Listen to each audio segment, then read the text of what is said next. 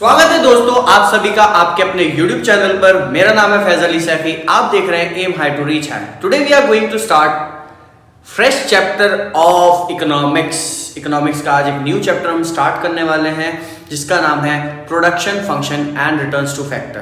Class 11th की economics में हम स्टार्ट कर रहे हैं, तो यहां पर समझेंगे बहुत ध्यान से हर एक चीज को। चैप्टर का नाम है production function and returns to factor. Pen copy लेकर के बैठ जाओ भाई। Production function and returns to factor, ठीक, ये यूनिट है हमारी पूरी प्रोड्यूसर बिहेवियर एंड सप्लाई। तो इसमें हम पहला चैप्टर अपना स्टार्ट कर रहे हैं, production function and returns to factor. Production function और रिटर्न टू फैक्टर तो बहुत दूर की बात है। सबसे पहले हम बात करते हैं ये प्रोडक्शन क्या होती है। समझना मेरी बात। सबसे पहली बात आती है कि ये प्रोडक्शन क्या है। तो अगर बात की जाए प्रोडक्शन की, तो इन सिंपल वर्ड्स अगर बात की जाए प्रोडक्शन की, तो प्रोडक्शन का मतलब होता है ये ऐसी प्रोसेस होती है जहां पर हम ट्रांसफॉर्म करते हैं इनपुट को आउटपुट में। यानी कि एक ऐसी प्रोसेस है जहां पर इनपुट को रॉ मटेरियल को एक फिनिश गुड यानी कि एक कमोडिटी में कन्वर्ट किया जाता है। एक ऐसी प्रोसेस, उसको क्या बोला जाता है? प्रोडक्शन बोला जाता है। तो प्रोडक्शन की अगर बात की जाए, it is a process where we transform input into output. जब कभी भी इनपुट को आउटपुट में कन्वर्ट किया जाता है, यानी कि रॉ मटेरियल को आउटपुट में कन्वर्ट किया जाता है, फिनिश गुड्स में कन्वर्ट किया जाता है, इस पूरी की पूरी प्रोसेस को हम क्या बोलते हैं? प्रोडक्शन बोलते हैं।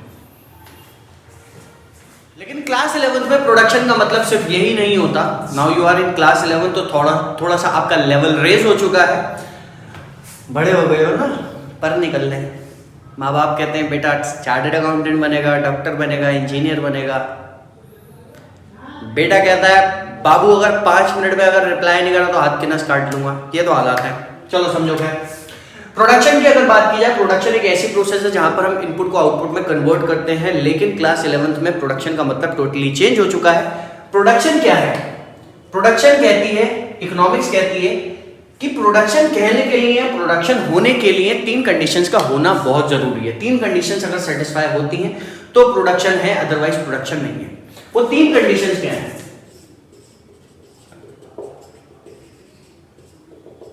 3 कंडीशंस का सेटिस्फाई होना बहुत जरूरी है। सबसे पहला, there must be an activity, चाहे वो मेंटल हो या फिर फिजिकल हो। There must be an activity. सबसे पहला, there must be an activity. कोई एक्टिविटी होनी चाहिए, कोई काम होना चाहिए, भले सो वो दिमाग से हो या फिर हाथ पैरों से हो, एक्टिविटी होनी चाहिए। दूसरी condition, creation of utility. Creation of utility यानी कि कुछ ऐसा सामान बनाओ जो किसी के काम आ सके। सिंपल सी बात है। यानी कि आप जो कुछ भी बनाए वो इस चीज को लेकर के बनाए कि आप जो कुछ भी बनाने जा रहे हैं वो कोई इस्तेमाल कर सके, या फिर किसी और व्यक्ति की उसकी नीड्स एंड वांट्स उस चीज से सेटिस्फाई हो चुके हैं, तो उसको हम बोलते हैं क्रिएशन ऑफ यूटिलिटी। और तीसरा होता है, there must be an exchange value. कौन कॉपी और पेन लेके बैठ जाओ। There must be an exchange value, यानी कि जो सामान भी आपने बनाया है उसकी एक्सचेंज वैल्यू होनी चाहिए। आप मार्केट में अगर उसको इजीली लेकर के जाए तो इजीली वो बिक जाना चाहिए, उसकी एक्सचेंज वैल्यू होना चाहिए। तो अगर ये 3 कंडीशन सेटिस्फाई होती है तभी आप बोल सकते हैं कि प्रोडक्शन है, अदरवाइज प्रोडक्शन नहीं होगी। Is that clear all of you? अब हम बात करने जा रहे हैं प्रोडक्शन फंक्शन की। प्रोडक्शन फंक्शन क्या है? समझना मेरी बात बहुत ध्यान से। ये हो गई प्रोडक्शन, नोट डाउन कर लो। अब हम बात करने जा रहे हैं प्रोडक्शन फंक्शन की। प्रोडक्शन फंक्शन क्या है? देखो,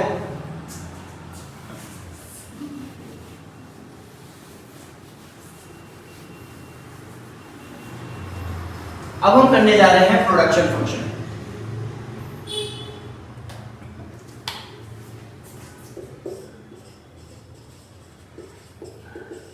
प्रोडक्शन फंक्शन क्या होता है प्रोडक्शन फंक्शन? देखो प्रोडक्शन फंक्शन का मतलब क्या हुआ, एक इक्वेशन होती है इसकी,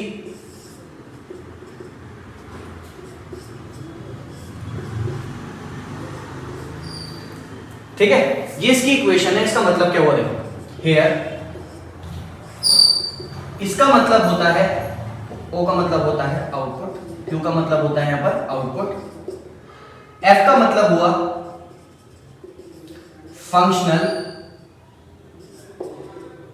रिलेशनशिप,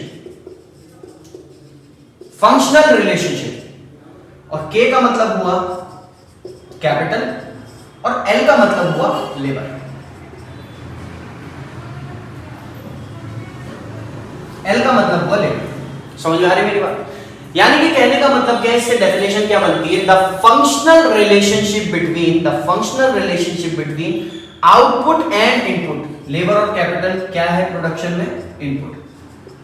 तो कहने का मतलब यह है कि the functional relationship between input and output is known as production function. बात समझ में आ गई? ये इसकी इक्वेशन होती है, इसको इससे डिनोट किया जाता है। तो डेफिनेशन बनती है हमारी, the functional relationship between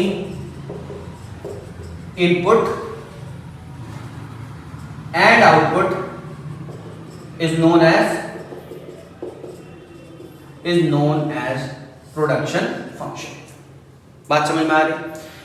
Now the question arises why we are studying production function। production function इसलिए स्टडी किया जाता है ताकि ये पता लगा सके कि कितने आउटपुट बनाने के लिए हमें कितना इनपुट चाहिए, कितना सामान बनाने के लिए हमें कितना रॉ मटेरियल चाहिए, इसलिए प्रोडक्शन फंक्शन हम पढ़ते हैं। अगर एक बार आपको पता चल गया कि कितने आउटपुट बनाने के लिए कितना इनपुट चाहिए, तो आप easily cost of production find out कर सकते हैं। तो कॉस्ट ऑफ प्रोडक्शन को फाइंड आउट करने के लिए प्रोडक्शन फंक्शन को स्टडी किया जाता है, इसके अलावा इसमें और कुछ भी नहीं है। The functional relationship between input and output is known as production function. Equation ये है, इसके नीचे ये उतार देना। बात समझ में आ गई? इसमें तो कोई दिक्कत नहीं है। अब मैं आपको कुछ टर्म्स बताने वाला हूं, वो टर्म्स काफी इंपॉर्टेंट है और बहुत ध्यान से सुन लेना, क्योंकि आगे की जो भी हम टॉपिक स्टडी करेंगे वो उसी के बेसिस पे करेंगे। तो नेक्स्ट टॉपिक हम जो पढ़ने जा रहे हैं वो हमारे कुछ टर्म्स हैं, उसमें सबसे पहला हम बताने वाले हैं आपको, सबसे पहला फिक्स्ड फैक्टर्स। फिक्स्ड फैक्टर्स क्या होते हैं? फिक्स्ड फैक्टर्स की अगर बात की जाए, fixed factors are those factors which do not vary with the level of output. If output increase or decrease, fixed factors always remain same. बात समझ में आई? इसका मतलब क्या होता है? फिक्स्ड फैक्टर्स वो फैक्टर्स होते हैं जो प्रोडक्शन के टाइम पे क्या रहते हैं, बिल्कुल सेम रहते हैं। आउटपुट इंक्रीज हो या आउटपुट डिक्रीज हो या आउटपुट हो ही ना, प्रोडक्शन हो या प्रोडक्शन ना हो या प्रोडक्शन बिल्कुल जीरो हो, लेकिन आपके फिक्स्ड फैक्टर्स क्या रहते हैं, बिल्कुल सेम रहते हैं। डेफिनेशन लिख लो, fixed factors are those factors which do not vary with the level of output, जो आउटपुट के साथ यानी कि प्रोडक्शन के साथ चेंज नहीं होते। इफ आउटपुट इंक्रीज और decrease, fixed factors always remains constant. For example, plant, machinery, building, permanent staff of office, they all are example of fixed factor. Fixed factors क्या होते हैं हमारे, बिल्कुल सेम रहते हैं, याद रखना। चाहे आउटपुट बढ़े या आउटपुट कम हो या आउटपुट जीरो हो, आपके फिक्स्ड फैक्टर्स क्या रहेंगे, बिल्कुल सेम रहेंगे। फॉर एग्जांपल, यहां पर ये मेरा प्रेमिसेस है, यहां पर मैं पढ़ाता हूं, तो यहां पर चाहे एक स्टूडेंट आए या 100 स्टूडेंट आए या एक भी ना आए, ये क्या रहेगा, अपनी जगह बिल्कुल सेम रहेगा। मैं इसको बढ़ा नहीं सकता प्रोडक्शन के टाइम पे। So this is known as fixed factors. दूसरे होते हैं हमारे वेरिएबल फैक्टर्स। वेरिएबल फैक्टर्स क्या होते हैं, लिखो फिर से, लिखो। Variable factors are those factors which vary with the level of output. Vary, VARY, vary का मतलब change. Fixed variable factors are those factors which vary with the level of output. If output increase, variable factors also increase. If output decrease, variable factors is also decrease. If output is zero, if production is zero, then variable factors are nil. Simple सी बात है। What is the example of variable factors? Variable factors का example होता है one of the best example, raw material, power, fuel, electricity, they all are example of variable factors. Variable factors हमारे क्या होते हैं जो प्रोडक्शन के टाइम पे चेंज कर सकते हैं। रॉ मटेरियल, पावर, फ्यूल, ये सारी की सारी चीज़ें क्या होती हैं हमारी वेरिएबल फैक्टर्स के अंदर आती हैं। फॉर एग्जांपल एक जीन्स मैन्युफैक्चरिंग कंपनी है, तो वहाँ पर उसकी जो उसके पास जो लैंड है, उसके पास जो बिल्डिंग है, उसके पास जो मशीन्स हैं, वो सारे के सारे क्या हो गए, फिक्स फैक्टर हो गए। लेकिन मशीन को छोड़ करके अगर मैं बात करूँ वेरिएबल फैक्टर्स की, तो वेरिएबल फैक्टर्स में क्या आ जाएगा, लेबर उनकी, raw material, power, fuel, electricity. For example jeans बनाने के लिए फैब्रिक चाहिए, एक बनाने के लिए चाहिए तो एक का कपड़ा चाहिए होगा, 100 बनानी है तो 100 के लिए चाहिए होगा, 100 बटन चाहिए होंगे, 100 जिप्स चाहिए होंगी, उसके हिसाब से थ्रेड चाहिए होगा, उसके हिसाब से पॉकेट्स चाहिए होंगी। तो वेरिएबल फैक्टर्स क्या होते हैं कि आप जिनको प्रोडक्शन के साथ चेंज कर सकते हो। अगर प्रोडक्शन आपकी यानी कि अगर आपका आउटपुट बढ़ेगा, वेरिएबल फैक्टर्स भी बढ़ेंगे, आउटपुट कम होगा, प्रोडक्शन कम होगी, तो वेरिएबल फैक्टर्स भी आपके क्या होंगे, कम होंगे। तो इनको बोला जाता है variable factors. Is that clear all of you? ना नेक्स्ट आता है हमारा तीसरा, जिसको हम बोलते हैं level of output. Level of output, level of output का मतलब या लेवल ऑफ एक्टिविटी का मतलब क्या होता है? सो बेसिकली अगर सिंपल वर्ड्स में अगर बात की जाए तो लेवल ऑफ आउटपुट का मतलब क्या होता है? It is total production of firm. Level of output means total production of firm by using fixed factors as well as variable factors. Fixed और variable factors को दोनों को इस्तेमाल करके आपने जो कुछ भी सामान तैयार किया है उसको आप level of output बोलेंगे। बात क्लियर हो रही है? Variable factors और fixed factors को इस्तेमाल करके raw material, plant, power, fuel, electricity, building, सारे फिक्स फैक्टर और वेरिएबल फैक्टर्स को आपने मिल करके असेंबल करके जो सामान तैयार किया है, जो टोटल प्रोडक्शन तैयार की है, वो आपका हो जाएगा level of output. For example अगर एक जीन्स मैन्युफैक्चरिंग कंपनी ने 1000 जीन्स प्रोड्यूस किए हैं तो वो 1000 जीन्स क्या होंगी, लेवल ऑफ आउटपुट। बात समझ में आ गई? इसके बाद नेक्स्ट आता है हमारा शॉर्ट रन और लॉन्ग रन। इसमें सबसे ज्यादा दिक्कत होती है, इसको समझ लेना, बहुत अच्छे से समझ लेना। शॉर्ट रन और दूसरा लॉन्ग रन। देखो समझना है यहाँ पर शॉर्ट रन और लॉन्ग रन की अगर बात की जाए ना, तो यहां पर क्या होता है कि शॉर्ट रन एक ऐसा टाइम पीरियड है जहां पर प्रोडक्शन को किया जाता है फिक्स फैक्टर्स को चेंज करके। यहां पर वेरिएबल फैक्टर्स को चेंज करने की जरूरत ही नहीं पड़ती। ज्यादातर लोग बोलते हैं कि इसको फिक्स फैक्टर्स को यहां पर चेंज नहीं कर सकते। फिक्स फैक्टर को चेंज क्यों नहीं कर सकते भाई? आराम से कर सकते हैं, ठीक है, जरूरत नहीं पड़ती। वेरिएबल फैक्टर्स को चेंज करके प्रोडक्शन को यहां पर बढ़ाया जाता है, लेकिन यहां पर आप फिक्स फैक्टर चेंज नहीं कर सकते क्योंकि आपको जरूरत नहीं पड़ती। रीजन क्या समझना? रीजन यह है क्योंकि शॉर्ट रन के अंदर आपके फिक्स फैक्टर ऑप्टिमम यूटिलाइज नहीं हुए। फॉर एग्जांपल मान करके चलते हैं मेरी क्लास में 100 स्टूडेंट्स की स्ट्रेंथ आ सकती है। समझ में आ रही है मेरी बात? मेरे पास एक बच्चा है, 2 बच्चे हैं, 3 बच्चे हैं, 10 है, 15 है, 20 है, 100 है। 100 तक की तो कोई दिक्कत नहीं है।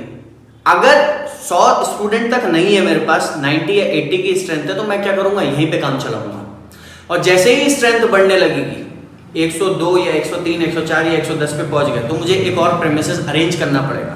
यहां पर समझना मेरी बात, यहां पर हम शॉर्ट रन में थे। जब तक मैं अपने प्रेमिसेस को अपने प्रेमिसेस के अंदर स्टूडेंट्स को पढ़ा रहा था, जब तक मैं मैक्सिमम कैपेसिटी तक नहीं पहुंचा, जब तक मैं 100 स्ट्रेंथ तक नहीं पहुंचा, तब तक तो मैं शॉर्ट रन में था। और आपने देखा मेरा फिक्स फैक्टर ऑप्टिमम यूटिलाइज नहीं हुआ था, पूरी तरीके से यूटिलाइज नहीं हुआ था, इस वजह से मैं शॉर्ट रन में था।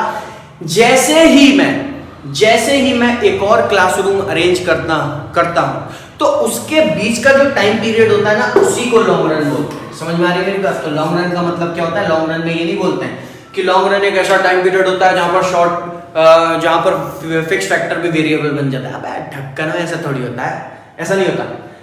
समझ में आ रही बात? लॉन्ग रन के अंदर क्या होता है, आपके फिक्स फैक्टर, आप वेरिएबल फैक्टर्स, आप दोनों को चेंज कर सकते हो। फिक्स फैक्टर वेरिएबल नहीं बनते। क्यों? क्योंकि यहां पर आपको अब जरूरत पड़ रही है। अगर टाइम पीरियड के हिसाब से देखा जाए ना, ये लग रहा है शॉर्ट रन छोटा टाइम पीरियड, लॉन्ग रन बड़ा टाइम पीरियड, ऐसा नहीं होता। अगर टेक्निकली देखा जाए ना तो लॉन्ग रन से बड़ा टाइम पीरियड जो होता है वो शॉर्ट रन होता है, क्योंकि यहाँ पर आप अपने फिक्स फैक्टर्स को पूरी तरीके से यूटिलाइज करते हो। और अगर बात की जाए लॉन्ग रन की, तो लॉन्ग रन एक ऐसा टाइम पीरियड होता है जहां पर फिक्स्ड और वेरिएबल फैक्टर्स को दोनों को चेंज करके आप यहाँ पर प्रोडक्शन करते हो, तो इसको हम क्या बोलते हैं, लॉन्ग रन बोलते हैं। लास्ट आता है हमारा scale of output. Scale of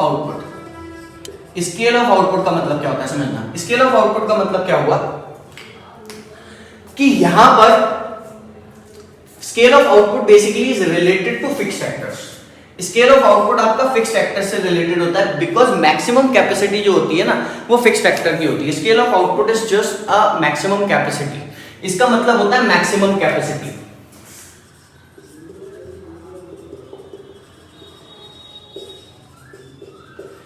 And you know very well maximum capacity, the word maximum capacity is related to fixed factor। समझ में आ रही है मेरी बात, फिक्स फैक्टर से रिलेटेड होता है, तो स्केल ऑफ आउटपुट का मतलब होता है मैक्सिमम कैपेसिटी। तो ये टॉपिक्स आपको बहुत अच्छे से आना चाहिए। वीडियो अगर पसंद आई तो वीडियो को लाइक कीजिएगा, मेरे चैनल को सब्सक्राइब कीजिए, और साथ ही साथ इन वीडियोस को शेयर करना दोस्तों के साथ मत भूलना। समझ में आ रही बात, देखिए इसको, हम तो चलते हैं, बाय बाय।